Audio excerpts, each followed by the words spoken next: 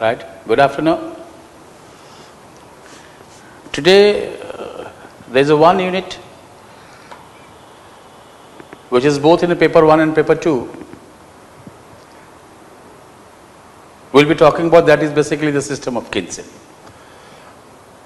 And I always say that every student of sociology, whosoever has been initiated in sociology or whosoever has picked up sociology as an optional in civils, one of the most interesting unit from where most of the classes begin is basically the system of kinship. And more or less everyone is aware of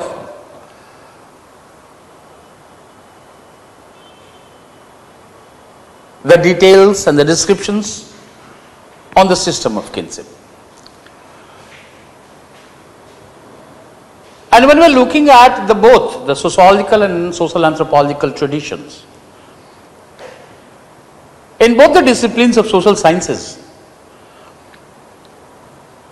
kinship as a system of social organization has been an important analytical unit. The only difference is that if the social anthropologists have primarily looked at the simple society, the tribal society and the kinship network over there, we the sociologists are more concerned of the kinship and its changing nature in the urban industrial setup. However, it is also true that when we are looking at the interdisciplinary or cross studies, today that boundary which we have drawn between the social anthropology and sociology, that is gone. And we the sociologists have also tried to understand the kinship in totality. And thus through the cross-cultural perspectives, not only studying the kinship in the urban industrial society, we have also tried to understand kinship of the other societies as well, other cultures as well. Broadly, conceptually, when the focus shifted to the indigenous theory of procreation, I repeat the word, indigenous theory of procreation, the studies of kinship became the most important dimension. And in this very indigenous theory of procreation, the sociological focus has been there in terms of the relations born out of blood and the relations born out of marriage. The relations born out of blood are called consanguineal and the relations born out of marriage are called affinal. Thus, whenever you try to approach kinship, that kinship is basically the totality of consanguineal and the affinal relations. In other words, if I say kinship can be perceived as a set of relationship, the relationship born out of blood, consanguinity, and the relations born out of marriage, that is affinity. And the totality of this consanguineal and affinal constitute the prime focus in kinship studies. Almost in every classical writings,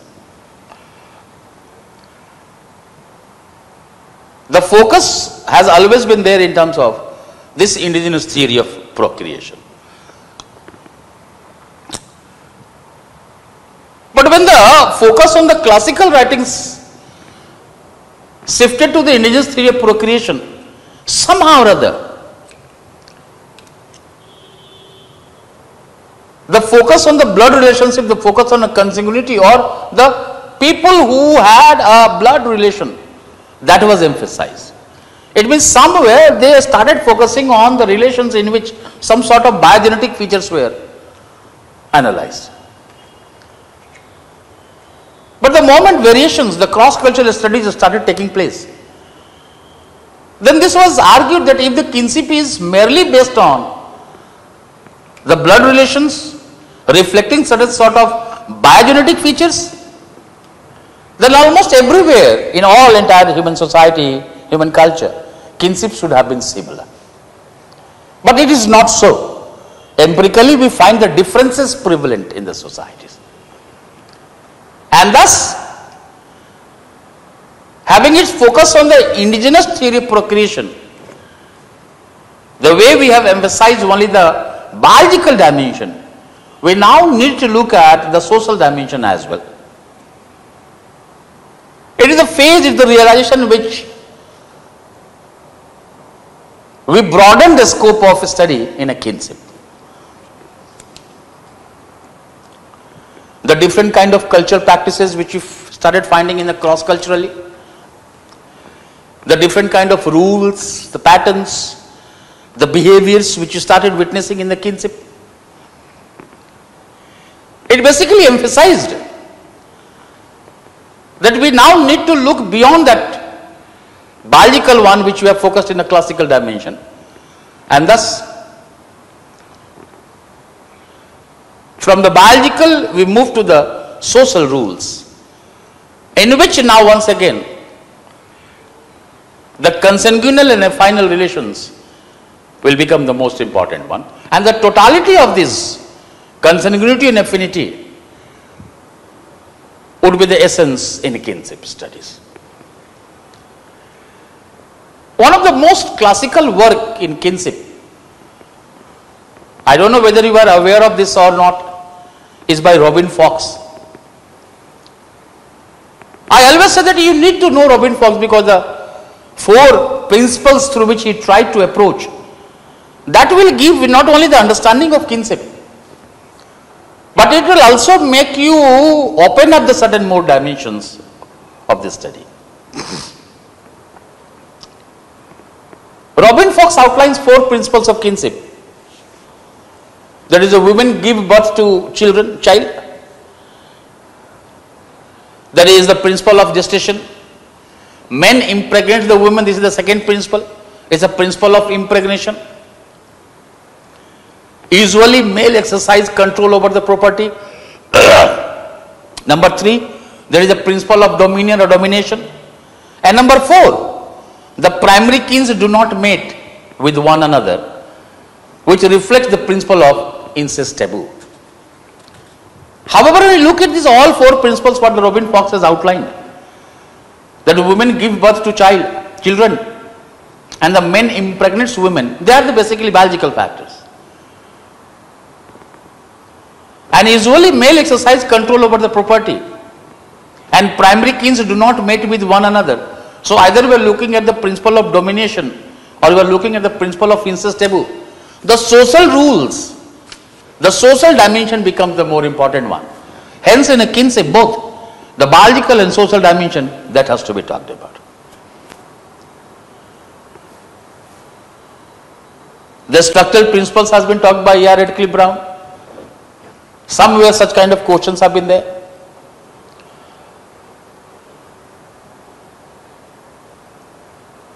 Now the first question that we need to raise, that when studying the system of kinship, are we merely concerned of the set of relationship, either born out of blood or either born out of affinity? Or the kinship is more than beyond this relationship? And thus it was argued that the kinship is not a totality in itself unless and until it basically involves within it the patterns of marriage, residence, the rule of inheritance, the membership, the perspective of obligations. These all would become the part in the system of kinship. And only when we have started looking at these parameters, kinship would become a totality in itself. It means kinship is not merely about the arrangement of the set of relationship.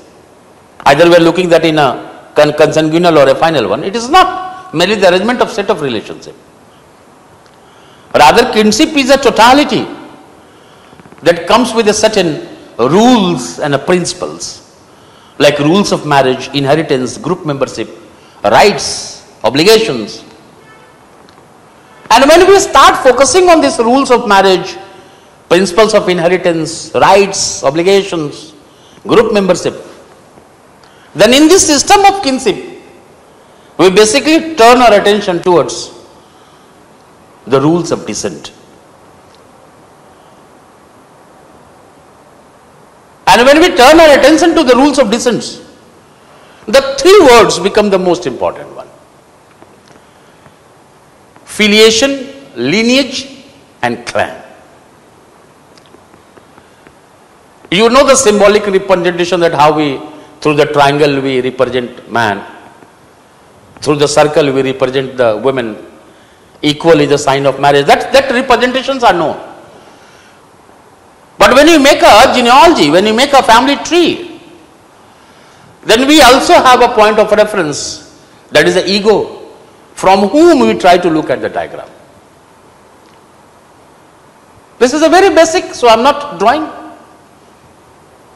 any diagram on that perspective.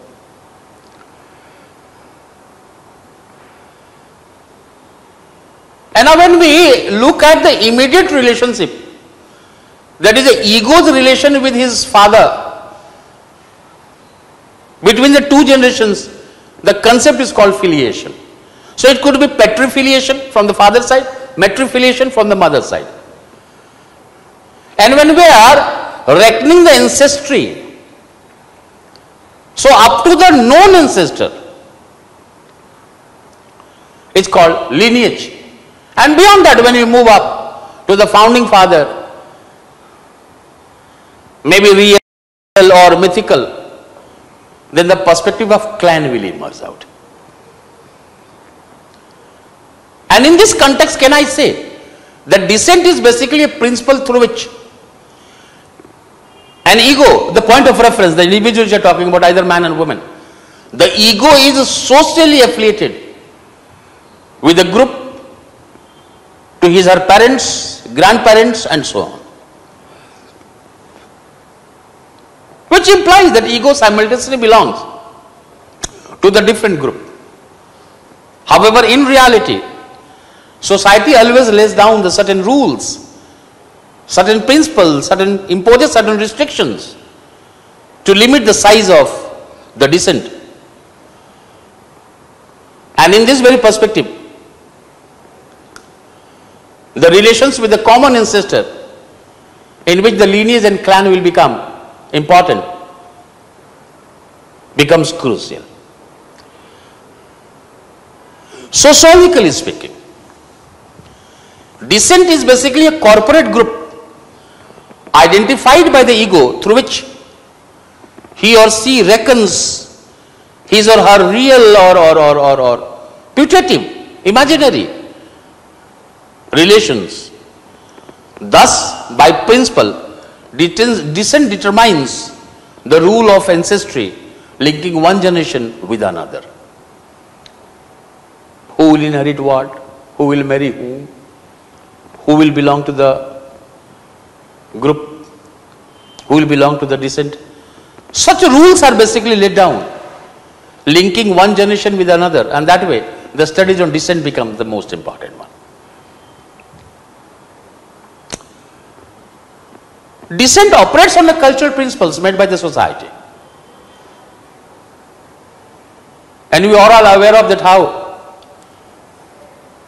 in a sociological perspective, the moment we start looking at the descent, the types of descents, we are more concerned with the patrilineal and matrilineal one. But let me say that when we go deeply, taking the help of the social anthropological perspective as well in terms of the types of descents,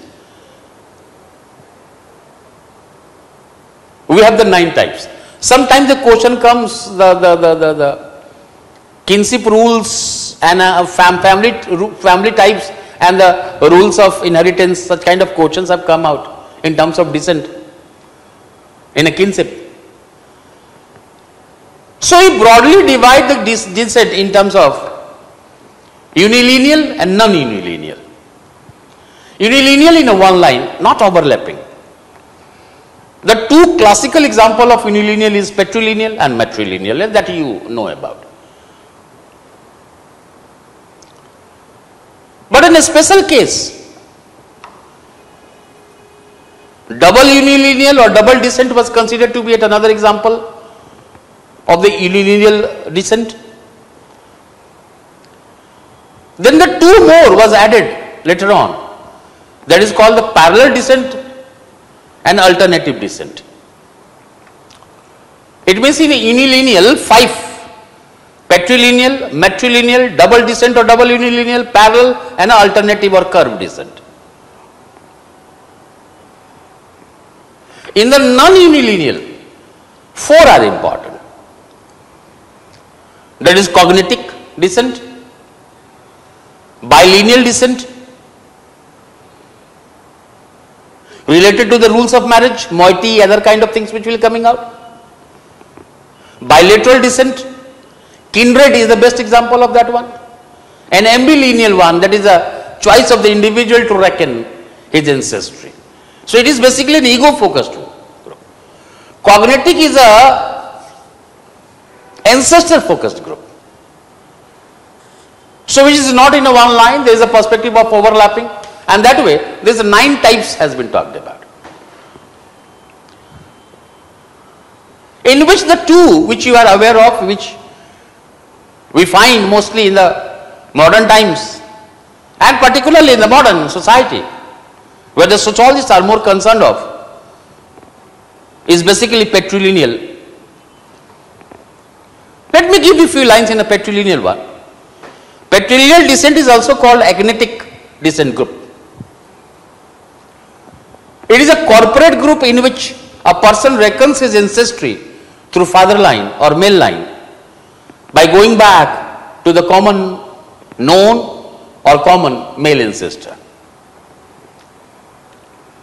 It means patrilineality could be viewed as a form of social organization in which male line is pronounced, though, mind my line, though females are also the part of patrilineality, but by principle after marriage they move out to their husband's patrilineality called viri local form of residence. Viri is a Latin word through which we find about it has been used for male. So it is a viri local form of marriage. Traditionally, by principle, the inheritance norm is in a male line, and son inherits the property from the father. Though we have now started witnessing a change in the modern times, that how with the enactment of laws, amendments, the daughter can, the woman can also inherit the property from the father. And the women also enjoy the right to inheritance. But traditionally when we look at, it was the son who inherited the property from the father.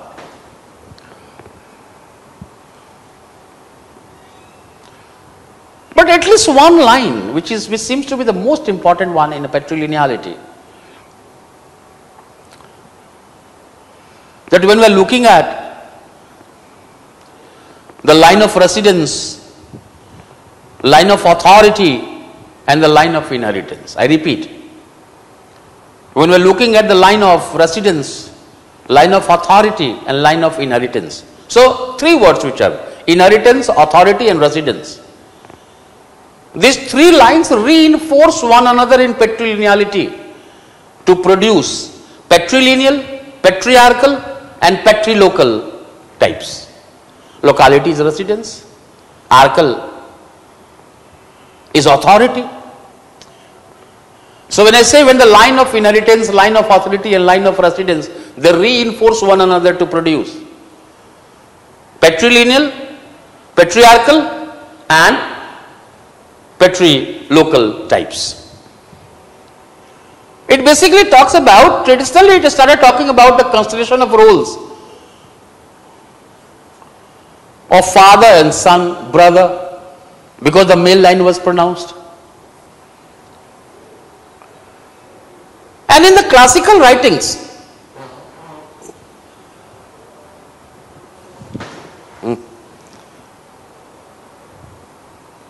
apart from the patrilineal, the thing which was basically established, that opposite of this is a matrilineal descent, and matrilineality was basically in the classical writings was considered to be mirror image of patrilineality. However, the debate also emerged that whether matrilineality could be taken as a mirror image of patrilineality or not. But sociologically speaking, in terms of the kinship, in terms of the descent, that matrilineality is also a lineal descent in which the ancestry is reckoned through the female lines. Thus, by principle in matrilineality, female line is pronounced and daughters inherit the property from the mother. After the marriage,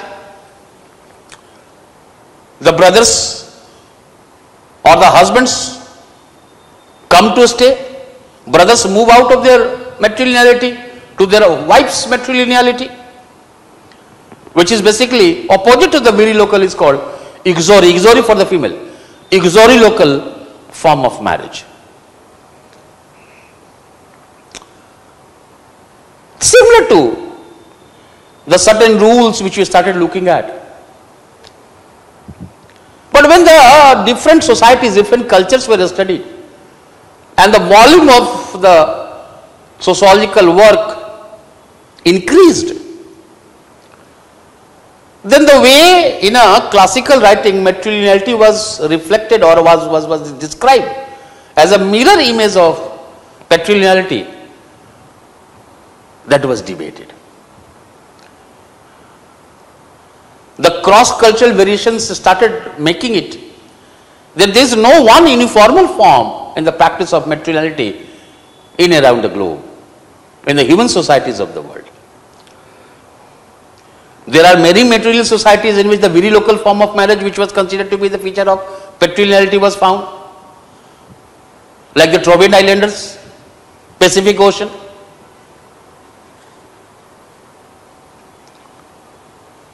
And the way in a patrilineality, the line of inheritance, the line of authority and line of residence reinforce each other to produce patrilineality, patriarchy and patrilocality.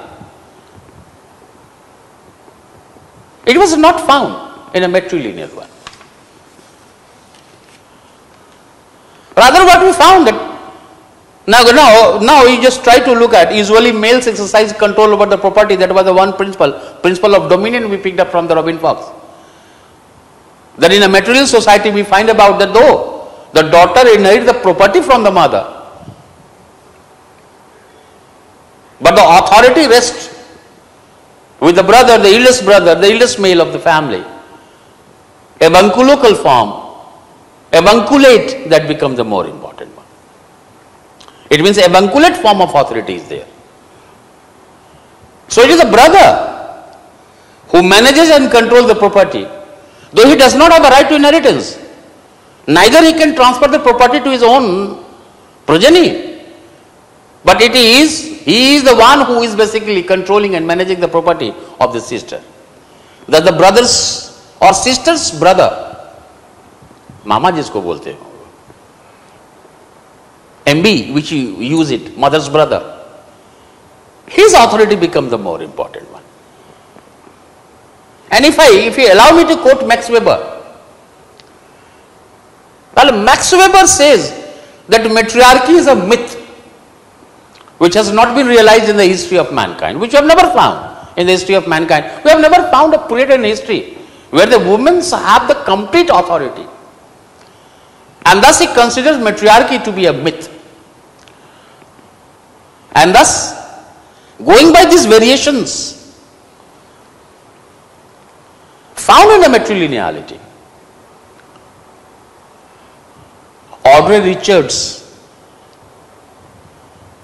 coined the phrase that is called matrilineal puzzle. So I am just giving you the passing reference in terms of this one. That a deep kind of analysis will not be there. Once matrilineality was considered to be a puzzle, Robin Fox provided solutions to this in terms of the four that keep all the members of matrilineality together, in which the Nayars of Kerala, Ashanti of Ghana, such kind of examples could be found. That is called Nayar solution. Number two, keep the male members of the matrilineality together and disperse the female, that is through the very local form of marriage. It is called the Trobriand solution. And keep female members of matrilineality together and disperse the males, with one exception, that the eldest brother would be not going out. Rather, he has the right to marry and bring his wife to his matrilineality, since he is the brother manager. Thus, this is Yao of Malawi, Africa solution. And disperse all the members of the matrilineality all together. That is called Cochiti of New Mexico solution.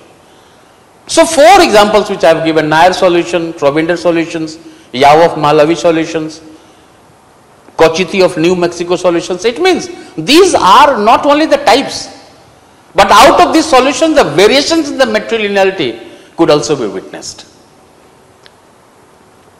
Daryl Ford, with his work on the Yako of Nigeria, he basically came out with another unilineal example, that is called double descent or double unilineal one. Capoon, Yazimfert in a patrilineal and matrilineal known that how one inherits the immovable property from the father side, immovable property from the mother side. So that way, unlike that of patrilineal, matrilineal, where only one line was pronounced, another was left, in a double unilineal, both the lines were recognized. In 1975-1976, Jen Schaefer, with her work on the Saha of Colombia, came out with a parallel one, in which the son inherited the property from the father and the daughter from the mother. So that way, yet another unilineal one example came out, is called parallel descent. From the Nama Hottentots of Africa, we find it another example in which the son inherits the property from the mother and the daughter from the father, and thus it was basically, in some of the writings, it was termed as alternate or curve descent. So mostly in terms of unilineal one, even if you could talk about patrilineal, matrilineal and double descent, that will be fine. And in a non-unilineal one of the best documented example was the cognitic, in which both the sexes, male and females, trace their ancestry from a common ancestor without any difference. And thus I said that cognitic is an ancestor focus group, which could further be there in terms of unrestricted, restricted, pragmatically restricted. Yet another type of the non-unilineal is a bilineal one, which is basically related to the rules of marriage.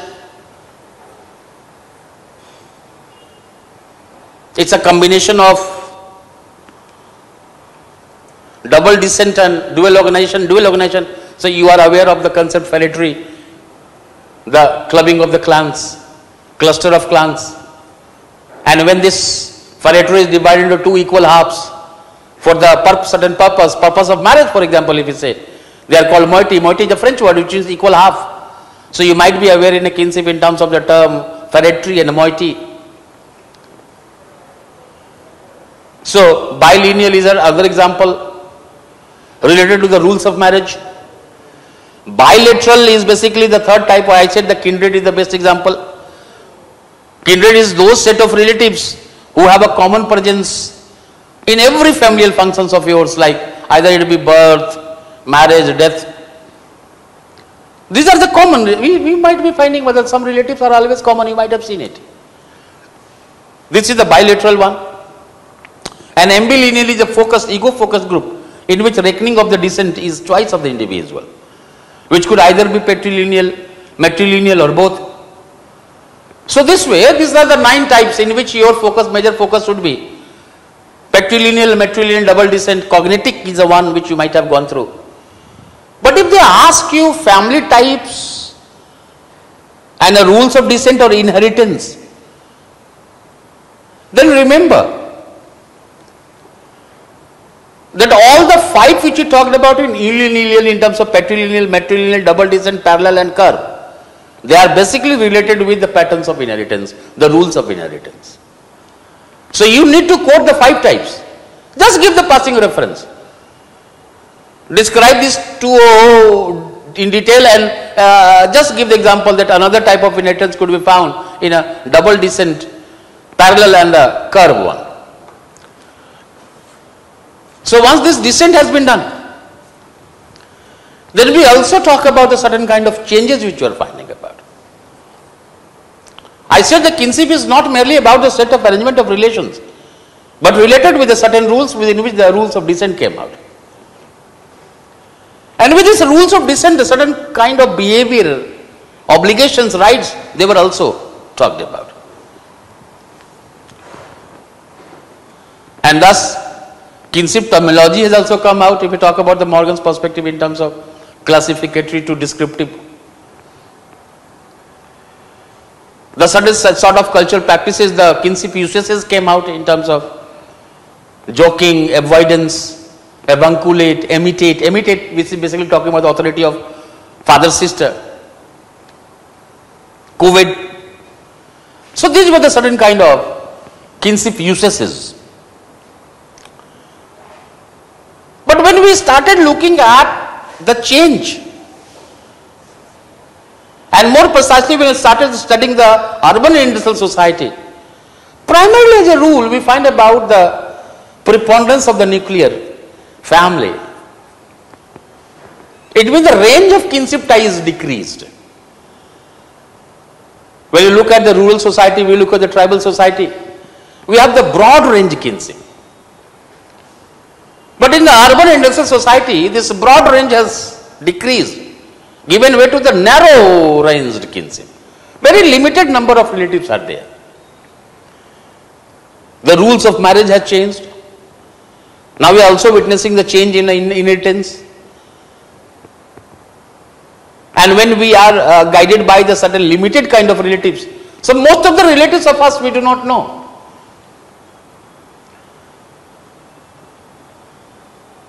And in this very perspective, the certain changes have started taking place in a kinship kind of perspective. But whatever the question which may come out in terms of the changes in kinship, do remember one line of mine, that changes in the system of kinship does not take place in days. It takes generations in terms of the change in the system of kinship. It takes years, decades.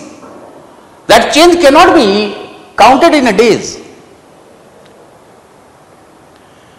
And precisely whom to marry, how to marry, despite we living in urban industrial centers, the certain rule of descent in terms of inheritance, in terms of the marriage, the group membership, they are still very evident. That very kinship reflects its own significance. So sometimes you will be finding about the question in terms of kinship as a social capital, that how any migrants or anyone people comes out, or how the kinship becomes very instrumental in terms of you settling down, getting a job, reference, another kind of perspective. So if such kind of questions comes out, then you look at on that very perspective.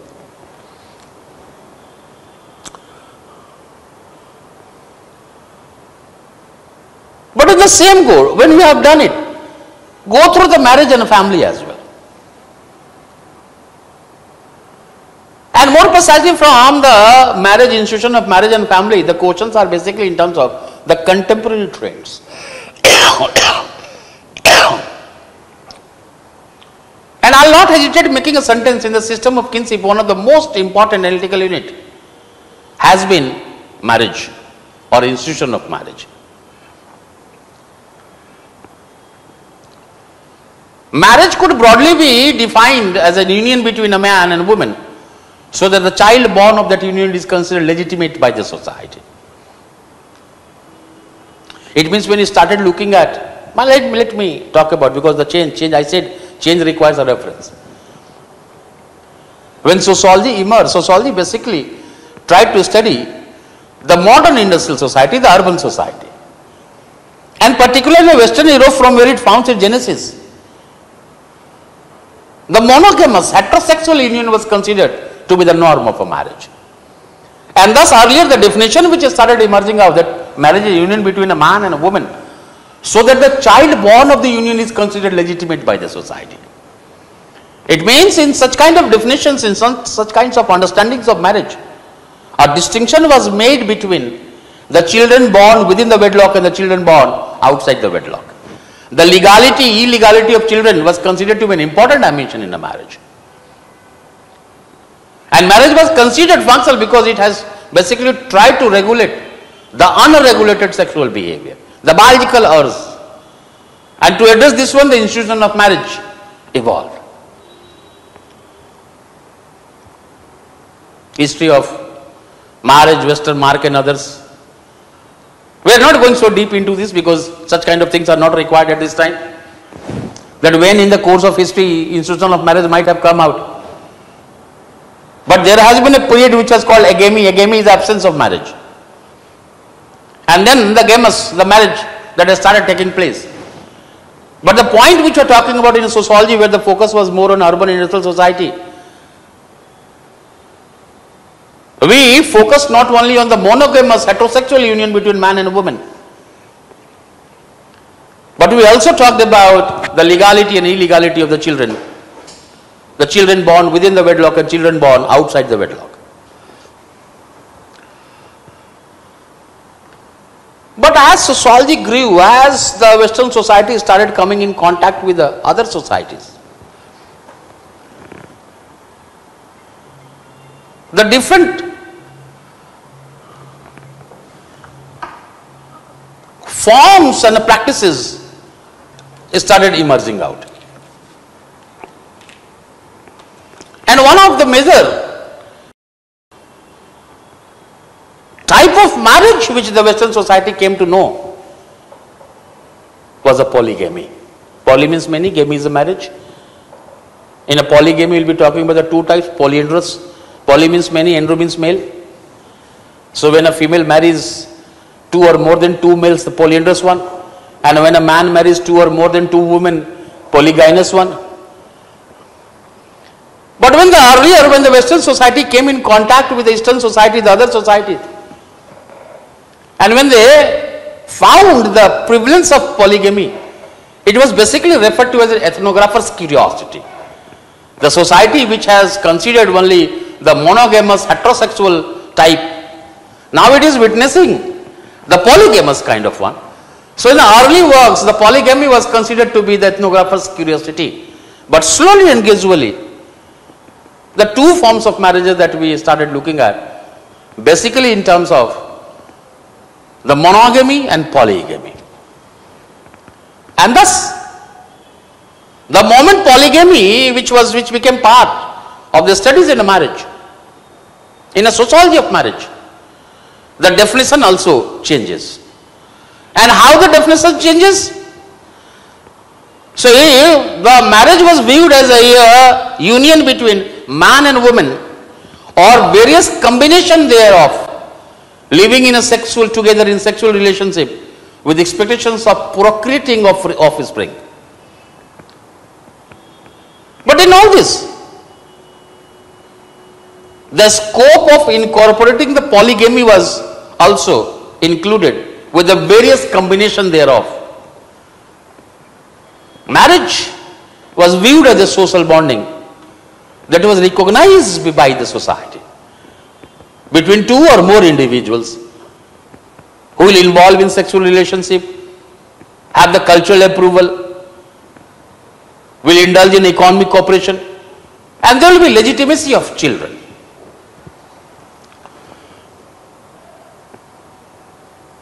It means the legitimacy of children was considered an important dimension in the institution of a marriage. But when we look at the transition, when we look at the changes which is taking place, not only in the Western society but also having its reverberations in the Eastern society, and particularly when we talk about India, which is considered to be traditional society, the new changes started emerging. And thus it was felt that we now need to do not provide any universal definition through which the marriage has to be approached. Rather, we will have to give a very flexible kind of definition. We need to have a very pragmatic definition of marriage which may include or which would be able to include the variations within it. And in this very changing perspective, one of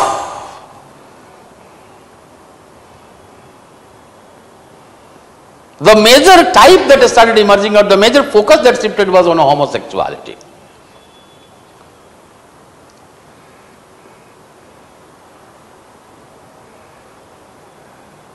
Right from Netherlands, Belgium, Canada, to the certain states in America, we are finding about how in the different parts of the Europe, homosexuality is not only legalized, but it is being legitimized by the society, by the political authority.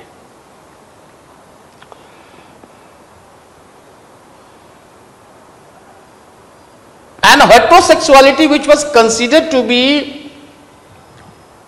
the only way through which the children would be born, now with the development of the modern science, the modern technology, either we are talking about IVF, we are talking about surrogate mother and other kind of perspectives that is coming. The development of modern technology has basically produced this possibility that the two heterosexuals, particularly the two lesbians, without entering to any heterosexual union, can give birth to a child. Now look at the changes which are coming out. And moreover, there are a good number of people emerging in all the societies who do not consider marriage, in which procreation would be the major purpose of marriage.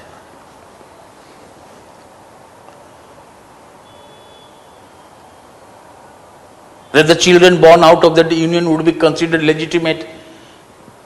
Now there are many people who do not consider that procreation or giving birth to the progeny is the prime purpose of marriage. So apart from the same-sex marriage in terms of homosexual lesbianism, this very changing notion, attitude, behavioral pattern.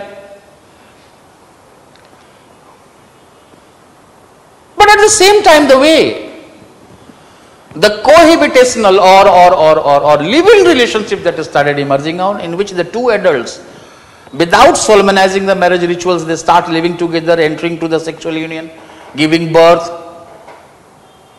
living like a husband and wife. These all attracted the attention of the contemporary sociologists. And thus, apart from the monogamy, polyandry, polygyny, the sociologists also turned their attentions to homosexuality, lesbianism, the live-in relationship, cohabitational relationship. And that was the very scope of the study in a sociology of marriage that widened. Let me give only two lines so that you can understand. The way the legality of children and others has been focused in the analysis of marriage, there has been yet another perspective in the sociology of marriage, that is called alliance theory. You will know that why I talked about in terms of the Indian sociology when I was talking about. It was basically propagated by the French structuralist Claude Lévi-Strauss. It reflected basically the notion of ritualization and renewal of the relationship, in which Claude Lévi-Strauss highlighted the exchange theory in terms of direct and indirect exchange. The sister exchange, marriage with the mother's brother's daughter, marriage with the father's sister daughter, and that way this exchange of the women, exchange theory, that was basically highlighted in terms of direct and indirect one. So in the direct, the sister exchange, in which there was no distinction between MBD and FJD. MBD means mother's brother daughter, FJD means father's sister daughter. But there seems to be a distinction in terms of the mother's brother daughter and father's sister daughter, the cross cousins. You are aware of cross cousins.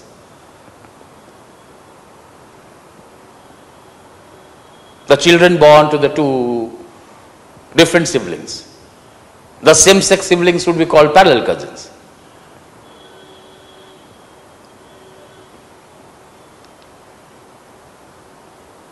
Then siblings. So we are talking about in a cousin too, distinction is made between parallel and a cross cousin. So in a mother's brother daughter marriage and a father's sister daughter marriage, in a indirect types we made the distinction between these two types.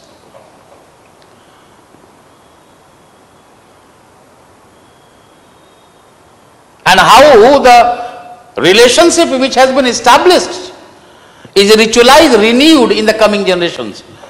That way, the institution of marriage was basically studied by Claude Lévi-Strauss. Now, I will be talking about this alliance theory in terms of one of the model.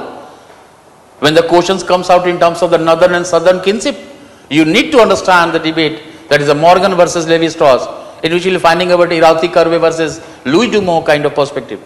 These are the theoretical perspective, one line reference which we give it. It makes our answers more sociological. It makes the examiner to know that you understand sociology.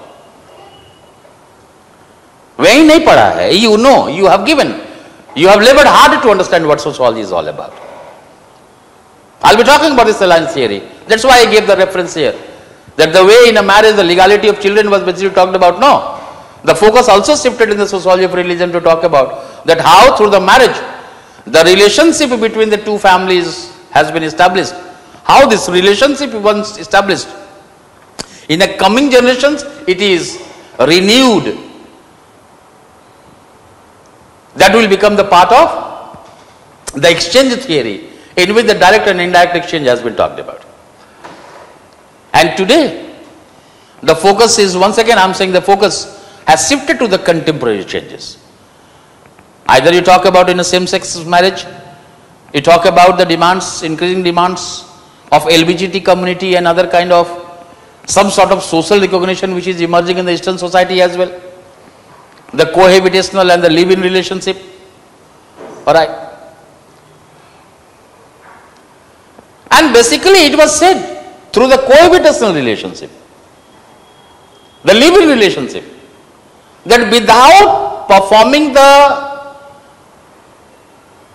marriage rituals, without solemnizing the marriage rituals, the two adults on the basis of their own decisions, they can live together, they can enter to the sexual relationship even they have given birth to a child. And thus, in a sociological literature, with the studies on the live-in relationship, cohabitational relationship, yet one idea, one hypothesis that was propagated, that marriage is basically losing its ritual significance. Is marriage losing its ritual significance?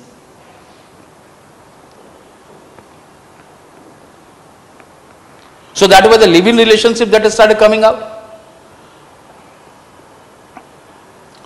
Apart from the homosexuality, the cohabitational or live-in relationship, a good number of people are emerging in a society who prefers to stay single. They believe that the being single makes them more committed to their work. Or sometimes you find about the example of single parenthood. So these are the certain alternatives which have started emerging out. And the marriage which was considered having the ritual kind of significance, that also received, which was considered to be durable, extendable relationship. The institution of divorce is yet another phenomena what the modern sociologists are studying. And many of the works are attributing that how the incidences of divorce has increased with the modernity. So one of the negative consequences, one of the consequences that is affecting society is basically the institutional marriage due to the modernization.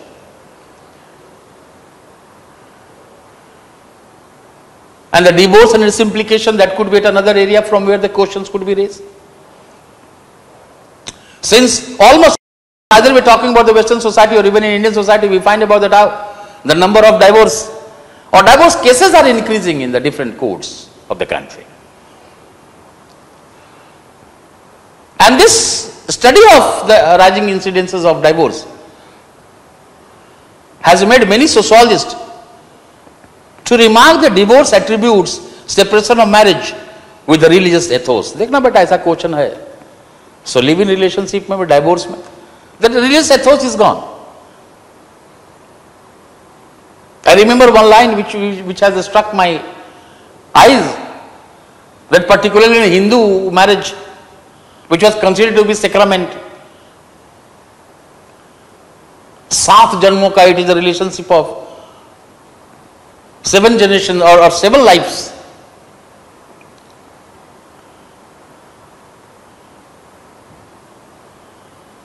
Religious in notion, dharmic in notion. And now the thing which is emerging, the one line which struck my eyes, that today the two people fall in love, tomorrow they got married, and day after tomorrow they applied for divorce. So this extended, long-lasting, life-lasting, the ritualistic ethos, that is also breaking in the Hindu marriage as well. And thus coming, we are saying that in terms of the divorce, the very religious ethos are decreasing, are being challenged. The factors like changing values, increasing individuality, emancipation, impact of radical feminism is also there, modernity, all have affected the institution of marriage. Colin Gibson, C-O-L-L-I-N-G-I-B-S-O-N, Colin Gibson attributed modernity as a factor that has increased the conflict between the spouses. But when you look at the divorce and its implication, you just try to analyze the divorce and its implication holistically, not merely from the two individuals who have separated, the husband and wife who have separated, but you also talk about that how divorce affects the children's, and more precisely those who are the dependent children, the young kids. It does not provide the proper socialization. So when you talk about the divorce and the implication, talk about the entire. Open up the variables. Divorce, which is a legal separation. But you all be agreeing that before the legal battle begins in a divorce, as a common feature you will be witnessing that husband and wife who will be entering to the social separation, altering the friendship, the common friends will be altered. So social separation begins earlier. Legal separation is the last one, from where they are completely separated. The distribution has been done. Who will keep what, how the alimony will come out, where the child would be there, who would be getting the visiting rights of the child. This legal separation, before the legal separation, the social separation takes place.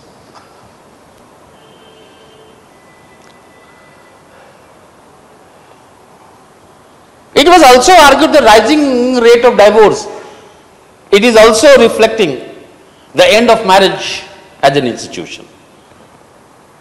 But let me say one line, that when we are looking at the divorce cases, and when you consider that is a threat in the institution of marriage, no.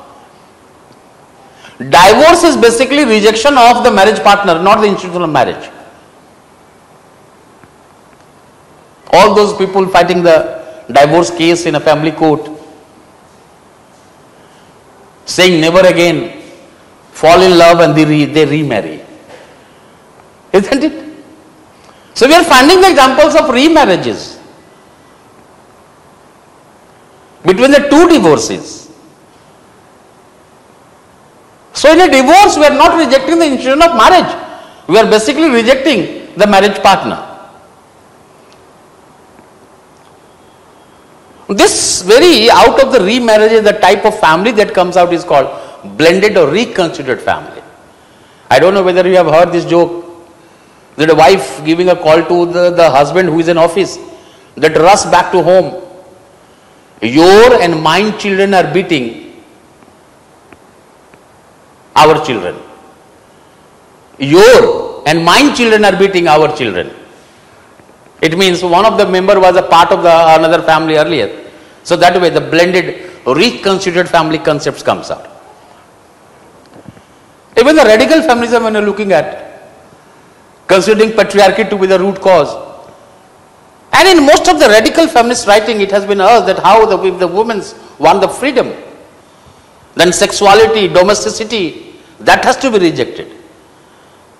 The institutions like marriage, family, which somehow or other is meant to cater the sexual needs of men, unless and until they are rejected, women will not be emancipated, the freedom would not be enjoyed by them.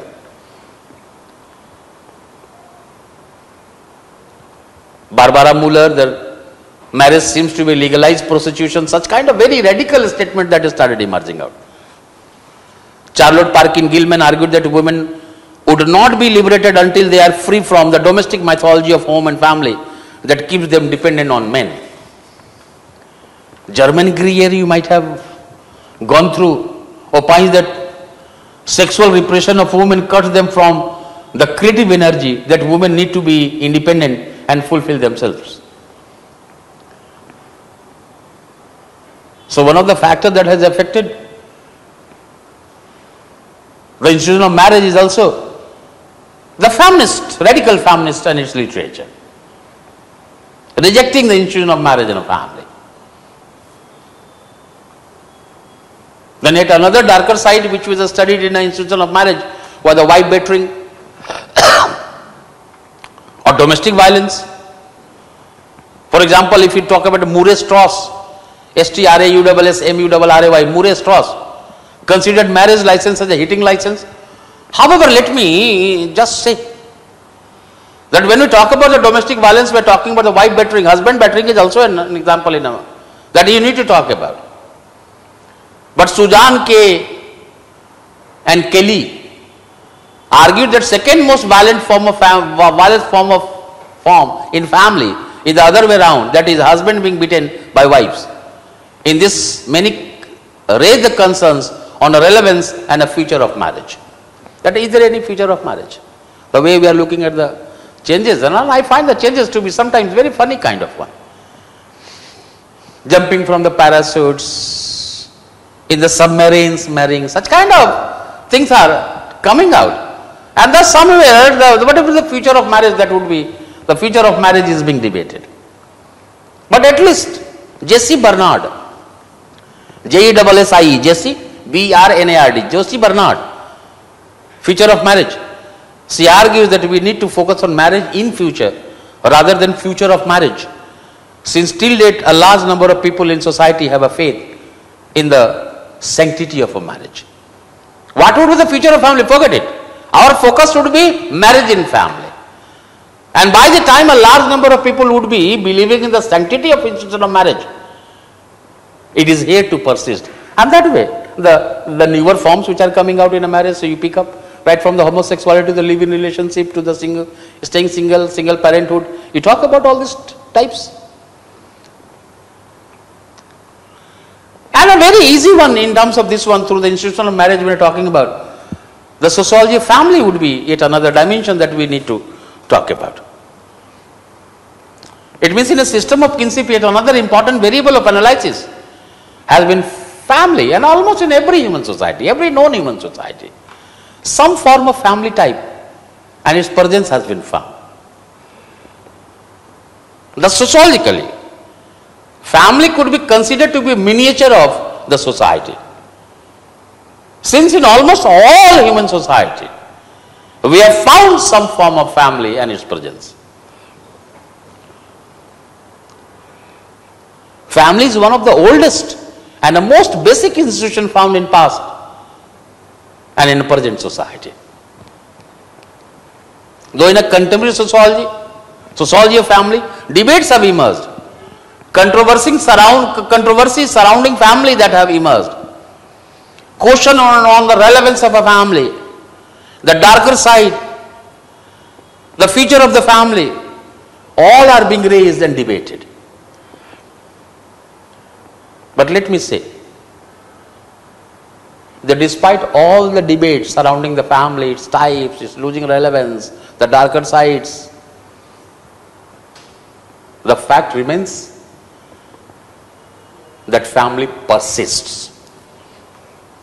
Variations could be witnessed, since there is a diversified human culture around the globe, even in the same society, by looking at the Indian society. So the variations could be witnessed, and variations could be looked in terms of its forms and functions. We need to study the family, marriage, with this changing variations or with the different forms and the variations. It has always been said that the institution building in human society begin with the family life. Right. And so that's why this is basically a miniature of the society.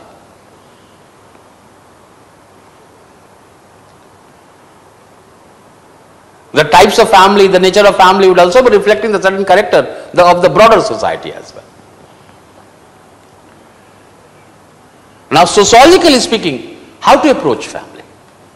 Family consists of two or more people related by consanguinity, affinity, or by adoption, in which the members live together for extended period, share economic resources and care for the young.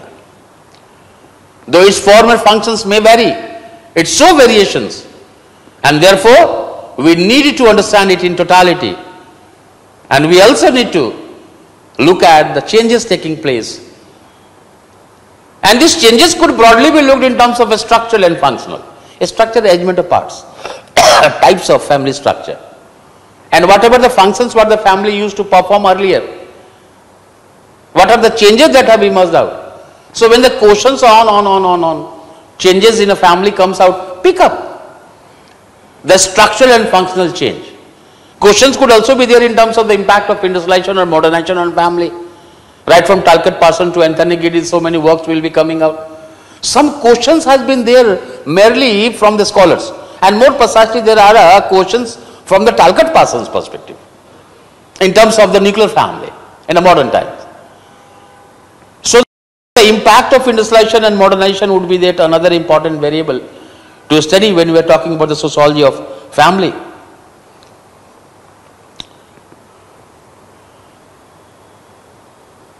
The functionalist perspective of family has been talked about. Right from Emile Durkheim to Talcott Parsons, we find about that how family was earlier considered to be functional, considered to be beneficial to the society. So the functional importance of family was highlighted. But particularly from 1960 onwards, the critical perspective in the studies of family began. And with this critical perspective, the way up to the 1960s the family was considered to be functional, beneficial institution, that was doubted, that was debated. No one has till 60s have ever questioned the importance and benefit of family. But from 1960s onwards, the Marxist, the conflict perspective, the psychological perspectives, the feminist perspectives, they all started looking family from the different other variables. And thus, broadly when we are looking at the theoretical perspectives, so apart from the functionality, the functional perspective, the Marxist or conflict perspective emerged out. You might be aware of the works of David Cooper, that how family becomes an ideological device in the class society. Edmund Leach, that the parents fights and the children rebel. Marana Woods and Kathy McAfee assert that the Pethite dictatorship of male could be witnessed on the wife and the children of the family. David Lang talked about the psychological crisis in the family. However, with the modernistic hypothesis, the focus shifted on cohabitational and its institutionalizing form. There has been yet another work, Fogel and Bell, emotionally disturbed child as a family scapegoat. So it means if they had asked the question of theoretical dimensions, pick the functionist, talk about Durkheim and Parsons, look at the conflict of the Marxist perspective. A structuralist is talking about the structure of family, psychological and a feminist. Look at these are the certain theoretical perspective with which the sociology of family could be approached.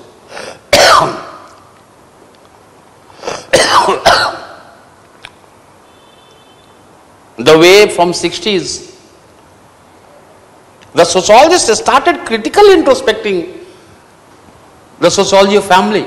They also focused on the modernization, increasing modernization, individualism. And in this way, the newer insight to the sociology of family started emerging out. So once again I am saying the theoretical perspective comes out, talk about functionalist, Marxist conflict perspective, critical psychological perspective, structuralist perspective, feminist perspective, and modernization hypothesis. These would be theoretical dimensions. Today the contemporary sociologists are focusing on the changes within which the impact of modernization and industrialization on the structure and function of family is a major concern. I'll just take 2 minutes and I'll begin that one. Let's begin that one. I said the questions which are there in terms of the theoretical perspective.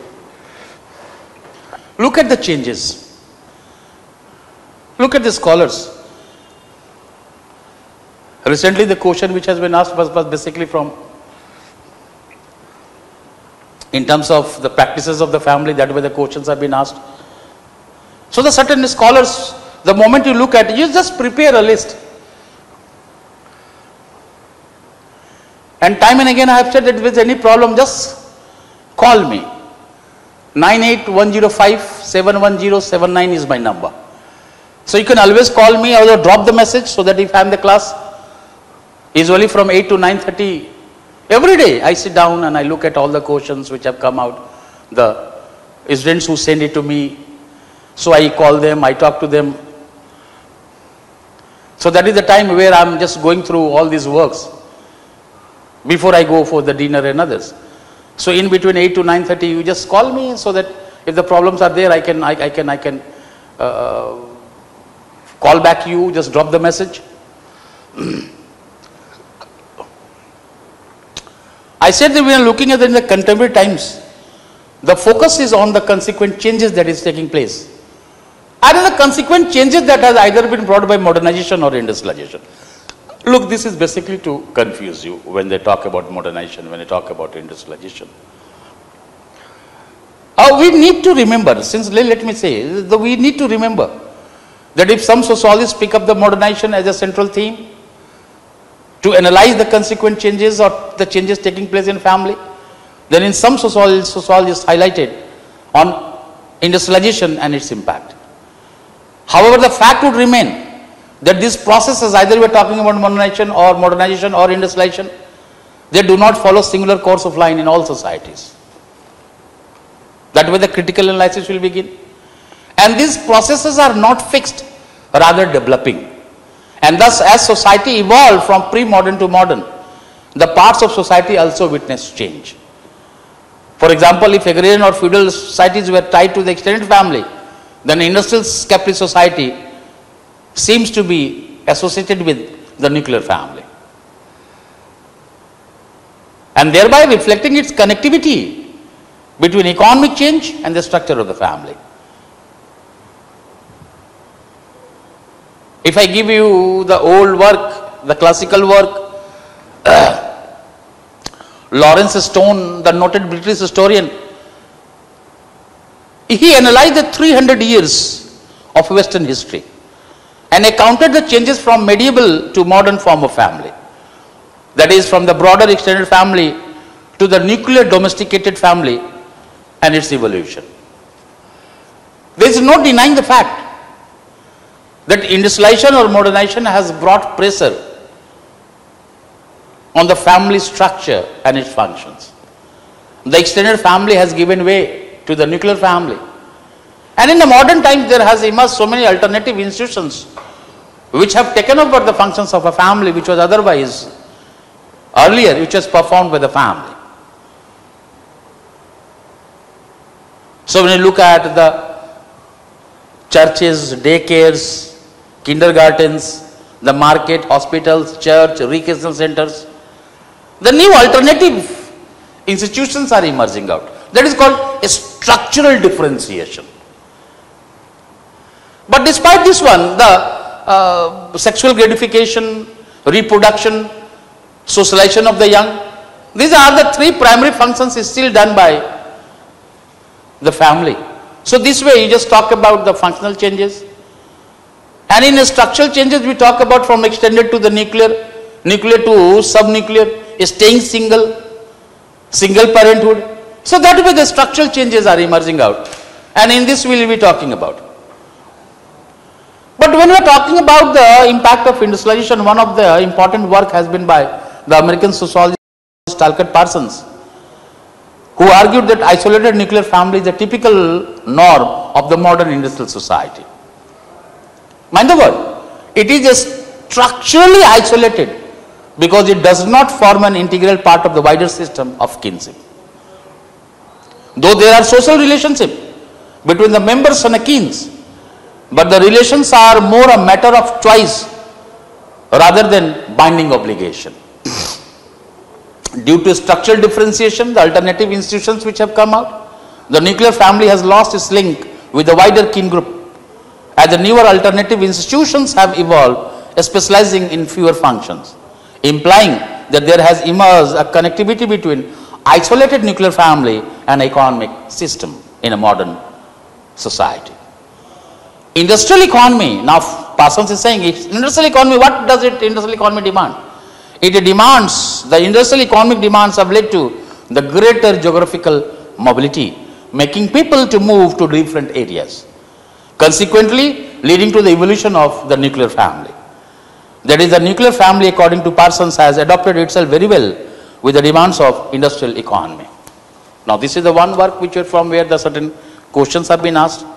However, equally when we are talking about the impact of industrialization, yet another work is by W.J. Goody, The World Revolution and the Family Pattern. Though he argues that the process of industrialization is bound to bring critical pressure on the traditional family structure, as it increases physical and social mobility, which separate individual from the wider kin groups. You talk about the changes in the kin group, changes in the family, you talk about. Do not separate that one. Consequently, the functions earlier performed by the wider kin group are now taken over by the new institutions. Mind the line better. However, he argues that the Indian case is a bit problematic in this regard, as it does not show the same universal pattern. So when you're talking about the joint family, you will be finding about that how the mentality of jointness still persists. We will be talking about just one. Oscar Lewis, Pauline Colinda, you will be finding about that how in the industrial families the persistence of joint family could be found. So taking it lead from this W.J. Goody, The World Revolution and Family Pattern, that certainly industrialization has brought pressure on the structure of the family. The functions are there. It has been taken over from the wider kin group. But basically when he's coming analyzing the Indian society, he says that it seems to be problematic because impact of industrialization in the Indian context, it does not show the universal pattern. And therefore, let me quote Anthony Giddens. If they ask you is it a universal pattern? So you just justify that one with the William Jack Goody. We talk about Anthony Giddens, he remarks that we as a sociologist need to focus on cultural comparisons of family to understand the prevalent diversity, because the cultural identity reflects the varying impacts.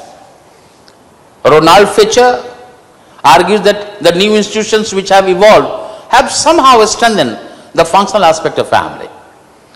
Whereas Leviton and Bellows, L-E-V-I-T-U and Leviton, B-E-L-O-U-S, Leviton and Bellows are of the view that with the new changes, family is not disorganizing, rather developing in a new form. And that way you talk about the changes, if the certain questions and then this perspectives comes out. So broadly in the changing pattern in the family structure could be summarized in terms of decrease in family size, evolution of alternative institutions, increase in cohabitational relationship, increase in non-marital relations, emerging single parent family, working unwed mothers, reconstituted or blended family, new changing forms of marriage consequently affecting the kinship, which is becoming narrower. Now in this very perspective, when we are talking about this, when we have talked about this very perspective, then basically we also need to relate with the system of kinship in India. from where the questions are coming out, right from the patriarchy to the others, the questions have been there. Let me say the same, if this question is there. Then in indigenous theory of procreation, when the focus shifted, the studies on the descent also started.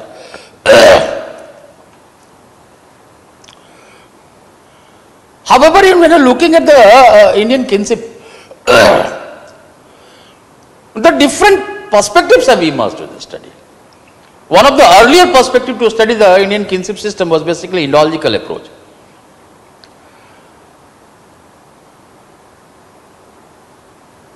The structuralist approach, right? The Marxist approach will also be coming out in terms of the institution of marriage and a family. But one of the oldest perspectives that emerged out was basically interlinkageal approach. Use of the sacred scriptures on the text in the study of kinship. However, if I make a line, that when we look at the social structure of India, can I say that the social structure of India is greatly influenced, shaped, controlled by the cultural principle? And thus, when the non-Indian and Indian sociologists focused on the indigenous theory of procreation, the studies on descent system began, in which the kinship was approached as an element of set of relationship born out of blood, consanguinity, born out of marriage, that is affinity. Alright? So the same definitions which you have talked about, you just pick up from there, biological to the social one in terms of. In the studies of system of kinship, when we talked about the filiation, when we talked about the lineage and the clan, now here in the studies, you might be aware of that how the ones, we in a such ones or lineage, which is an extension of family, is a unilineal consanguineal group whose members trace their ancestry from a common and a real known ancestor. जिसको lineage बोले थे उसको यहाँ वंश बोल रहे हैं बेटा, and जिसको clan बोले थे यहाँ गोत्र बोल रहे हैं. So you may have the lineage versus gotra, Vans versus Gotra. However, let me make one line, that in a clan, the way we had focused on the biological relationship, particularly in India, if I could quote G.S. Gurye, we will be talking about that one in the coming days in terms of interlinkageal approach. And there I will be quoting that line, but I am using this line since we are talking about the system of kinship. That the Gotra relationship is not merely biological, but it is also spiritual. Now look at the difference. The moment we start talking about the clan, we basically talked about the clan in a biological dimension. So when we talk about the Gotra, we are basically talking about the biological as well as spiritual one. The two Dvijas, how they adopted the Gotra of their teacher in the period of Acharya Kul Vasanam. And in this very perspective, we find about that once they adopted the Gotra of their teacher, the Brahmin teacher, then this relations, understanding of the Gotra is not biological, rather it seems to be spiritual. How this name of the Gotras in India has been named after the Saptarishi, and how the Gotra members consider themselves to be related to the one another, and consequently all deemed to be the fictitious relatives. Gotra in India is universal, beta. And it is a sense of unification and division. The rule of marriage are determined by the Gotra principle. But let me quote T.N. Madan so that you would be able to understand the changes. In Indian context, T.N. Madan argues that separation from lineage, once we are talking about, takes place is a gradual process. The natural exchange are relinquished. Whenever there is a marriage, we invite and other kind of things. We send some gifts. So natural exchange is relinquished. though sometimes under protest or mutually expected reciprocity, in which the one's relations are broken. Even though there is a lineage cooperation could be witnessed. And if you say that sometimes we find about how the link with the lineages or the ones is broken, but the principle of exogamy related with the ones is not relinquished. If lineage relations are related with time and space, then Gotra relations endure time and space. Apart from the Vans and a Gotra in India, some studies has been there in terms of feminal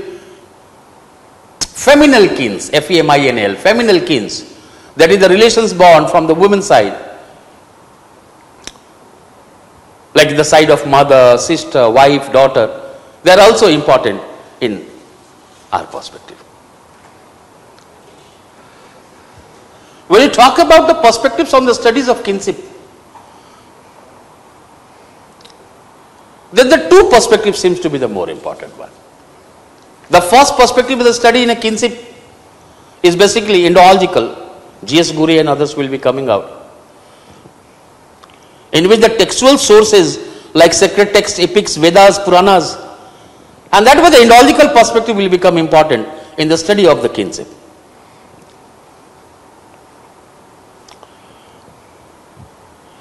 Whereas the second perspective is basically ethnological or ethnographic one.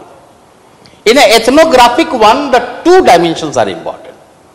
When you say perspectives of the kinship, so two perspectives, Indo-logical and ethnographic. Ethnographic further divided into two, that is called descent and alliance. In a descent, the work of Irauti Karve becomes a more important one, through which we will be talking about the regional variations of kinship or types of kinship in India. But the moment you talk about in ethnographic the descent, apart from descent, the moment you focus on the alliance perspective, the work of the Louis Dumas will become the more important one. And southern kinship system is basically based on the alliance perspective. So with the works of the Louis Dumas, the same perspective of Claude Lévi-Strauss would be applied. So when we are talking about the comparison between northern and the southern one, you basically also need to pick up the debate between descent and the alliance perspective.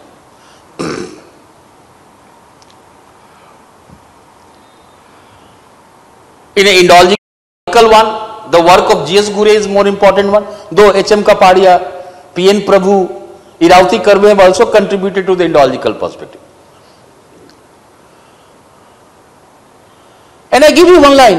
In an Indo-logical perspective, Gure in his book Family and Kin in Indo-European Culture and two Brahminical institutions, Gotra and Charan, provides a comparative analysis of Indian and European culture for kinship in which we find similarities. He argues that diversity in India gets an integrative medium from the web of kinship system. He focused on the behavioral aspect of kinship through text, and he argues that Gotra and Charan are the categories, two categories of the kinship on which people's status is based on. These categories were given by sense of Gotra and Charan. Though he also argues, G.S. Gure argues, that Gotra and Charan are the two important pillars.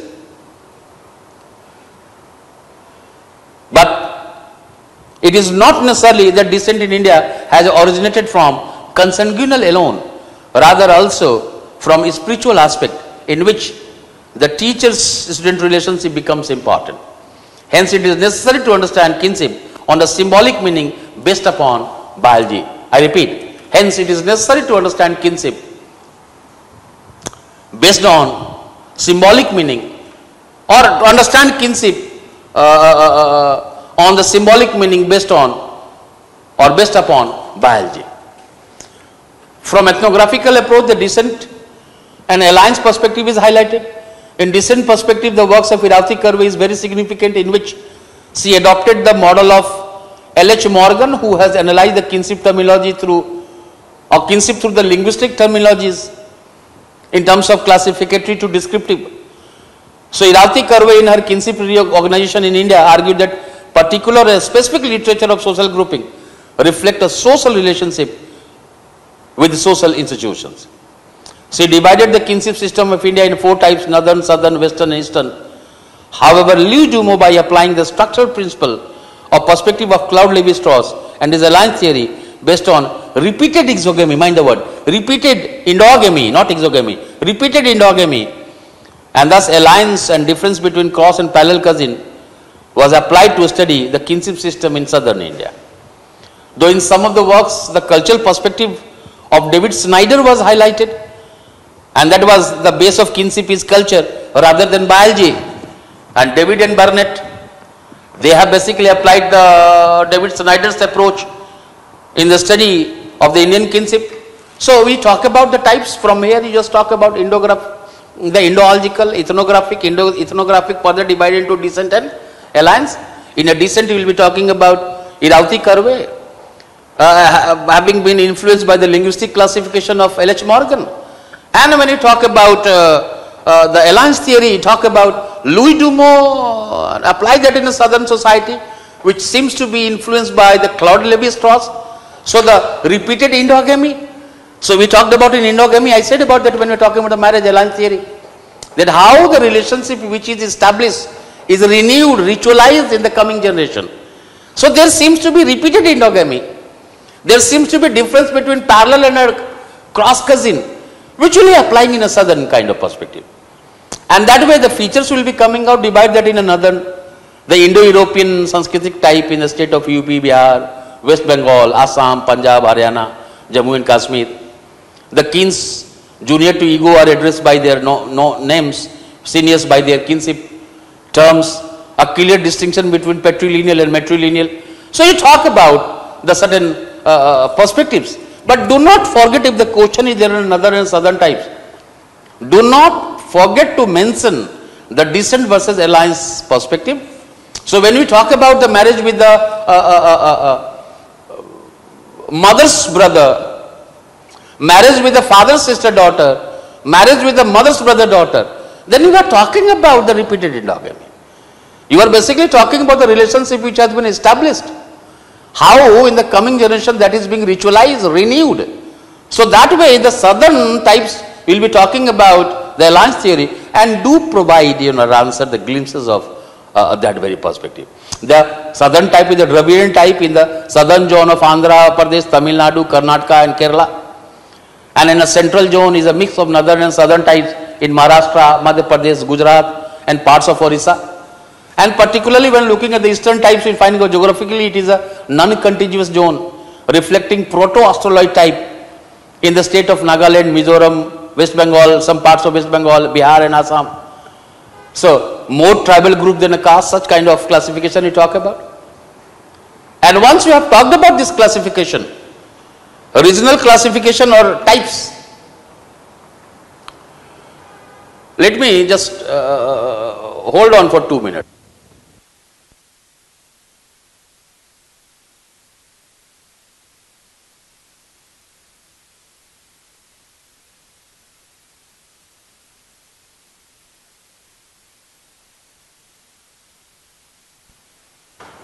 Now, in the same perspective, the system of kinship will also be talking about the family in India.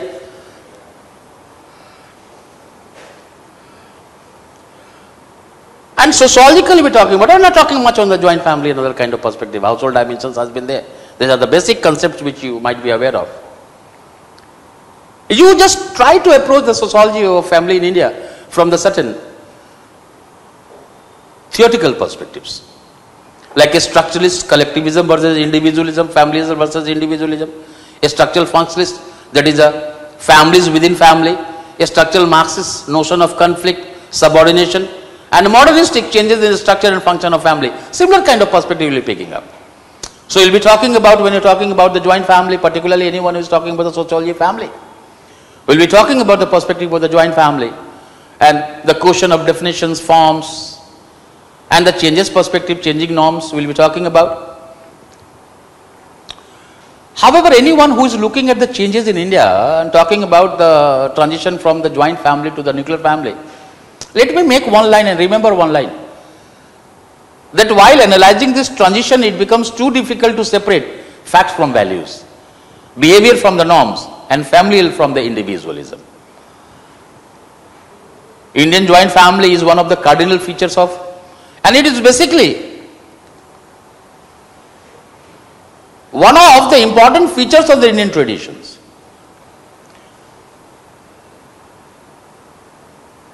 The concept of Indian joint family, which what we understand, the joint family, is basically a product of British colonial administrators' approach. The moment they indulge themselves with the indigenous system of kinship and marriage, more particularly wide reference to the responsibility and obligations, determining the rights and property, revenue payments, they turn that who should be made liable to pay the taxes, they turn to the Hindu sacred text, thereby giving way to the Indological perspective. And in this very perspective, we will be finding about the certain jural dimension started coming out. The way they use the term co-parceners, and in this important influence of putting that co-parceners basically having the equal right share in the property, undivided property. So that way, that perspective is reflecting the jural kind of dimension, and in which way all the people who are related to the common ancestor have the equal share. Thus the term joint was added before the family. Family in India means joint here. And that's why I say that when we are talking about the concept of Indian joint family, this very joint family, the term which you are talking, is a product of British colonial administration. When they approached that pertaining to the rights and obligations, so who has to pay the taxes, revenue, that's the very perspective of co-parsonage that he must out. So that way, we will be talking about that one. Joint family is basically a typical and traditional form of family organization in India. An important influence of putting Indian joint family in the map of comparative family studies goes to Henry Maine, who was the law member of the Council of Governor General. And from there you pick up the certain features of the joint family, the Indological legal perspective, cultural nationalism, that how it has been viewed, how joint family has been viewed as a unifying civilizational ideas. And then you just pick up the structural functions perspective in terms of the fieldwork dimensions, the families within M.N. Srinivas will come out. So, look at the features like generational depth, and then talk about the members of several generations of living together, people living under same roof, taking the food cooked in the same hearth, Karta as a head of family, undivided property, ritual corporateness. These were the certain features. But with his work on the IP Desai, with his work on Mahua in Gujarat, argues that today it is not possible for all to live together, take food from the same hearth, as industrialization and urbanization have made people to move to the different locations. However, he argues that even if the people fulfill obligations despite distance, it should be considered as a joint family. Despite 60% of people living in nuclear family, 95% have the joint family mentality. Talk about the M.S. Gore, though recognize the dysfunctional aspect of family, argue that people still prefer joint family due to better sense of security and economic advantages. Oscar Lewis, Pauline Colenda, just I said, write that India, among business families, the presence of joint families could be witnessed. Thus, unlike the Western depictions or projections that industrialization bring pressure on the structure of unit family, cannot be fully established in the Indian context. K.M. Kapadia, with his observations on the Navsari in Gujarat, argues that despite living in the urban centers, the relations with joint family has not been broken. So you can just say that joint family as such is not declining, rather the cut-off point of jointness is declining. Alright, the cut-off point of jointness has decreased. And you also could talk about that how from the joint family could give way to the nuclear family, and there is also a possibility of jointness in the nuclear family. That way the certain continuation could be talked about. Talk about the factors, household dimension of the family in India, in which we are talking about ahimsa. Alright. So, you need to make the difference between the kinship and residence. Alright. So, the family concept broadly refers to the primary group comprising husband, wife and children. The definition reflects the ties of marriage between spouses, consanguineal relations and siblings between the children who are interconnected with one another genealogically. Thus, family is basically based on the principle of kinship, whose members usually share a common residence, residing in a common house. This residential unit is called household. So, the core residential unit and domestic unit composed of residentiality and commensuality, feeding habit. So, you talk about this household, right? A family could be household, but all households cannot be family. If such kind of question comes out, then you know it, that how the kinship and residence should be used to separate the family with that of the household. And particularly we talk about in terms of AIMSA account of household, the most important insight, who in the series of articles from 1964 wrote extensively on it and published The Family in India and the Household Dimension of Family in India. He basically talks about the proper sociological approach of the Indian family, and he was influenced by the M.N. Srinivas. So he emphasized on the field work rather than textual book view. He causes us of methodological deviousness as posited against an ideal picture of family life derived from normative, that is a textual source. He recommends that objects of study should be household dimension of family, where household is being defined as a strictly commensual and co-residential group. So, यहाँ से progression, regression, addition, deletion, a cyclical dimension में देख लो. And he talk about the developmental process, the demographic factors, series of explicitly stated norms, the pattern of interpersonal relations, and yet another dimension would be there by the Pauline Kolenda, the region, caste and family structure, a comparative study of Indian joint family.